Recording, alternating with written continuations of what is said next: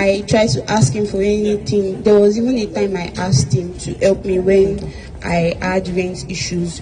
He just ghosted me, and then later, after a while that he knew that everything was already calm and I didn't need the help anymore, he came back and started texting me again. So it happened that like 2 weeks, I stayed in my friend's hostel for like 2 weeks because we were having exams. So during that time, he still used to text me. So like he even called me one day like that, and he said he wanted to see me. So I talked about the man with my friend, and I told her that I don't want to have like any sexual relations with him at all. But at that time, I was also in need of some money for some personal stuff that I wanted to sort. So that was the idea of like stealing cash from him, like maybe from his car, because mostly people used to like have cash inside their car in the middle place of their car. So the idea was that like if he agrees to do BDSM with us, BDSM is like the kind of sex where you tie the person's hands and legs. So while his hands and legs are tied, we can like take cash or whatever valuable we can find and live with it. But it turned out that day, even when we went to see him that day, when he asked us to come, we even talked to him about needing jobs, but he told us that he did not have any job available at the time, but with time that he will be able to find something for us. And he also liked my friend that day. He was even like, he was telling my friend that he likes her and he wants to sleep with her and everything. Basically that day he was like he was proposing that he wanted to like have sex with the both of us.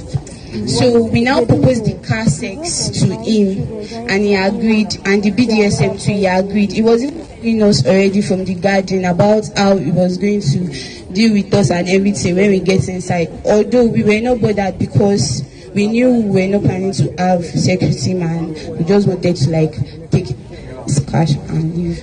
So it now turned out that he started raining. So instead of us going to the car, he now told us to go across to a building that was across the garden when we went to meet him.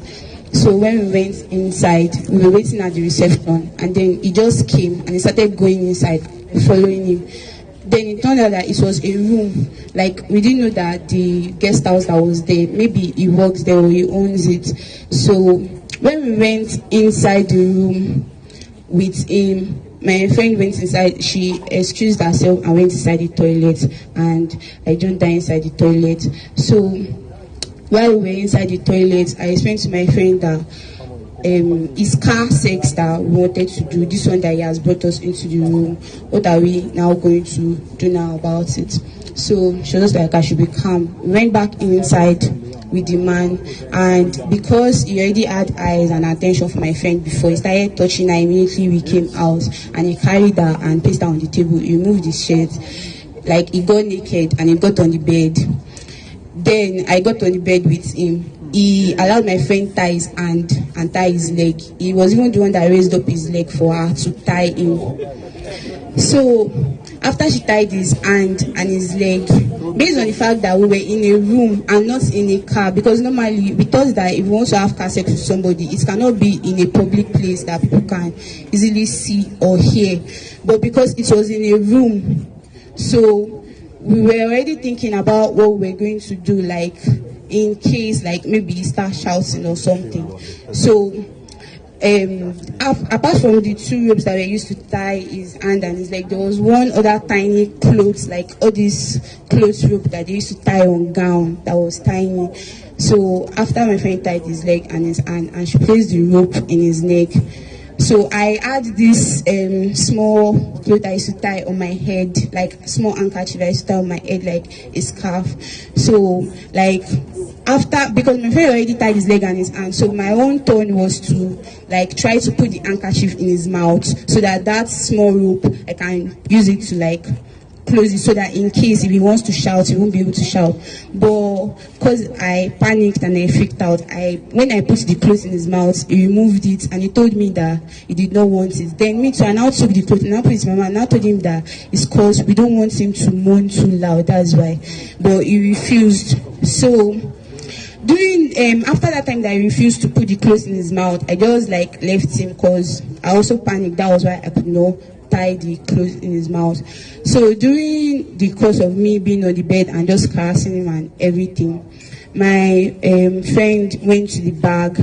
We already had this thing before. We already had retinol in our bag that we were supposed to like give to him so that he will sleep like after, so in case, so that we'll be able to leave. So my friend poured it in her hand, and when she tried to pour it into his mouth, he turned his face away and it didn't enter his mouth. He said he didn't need it to lighten up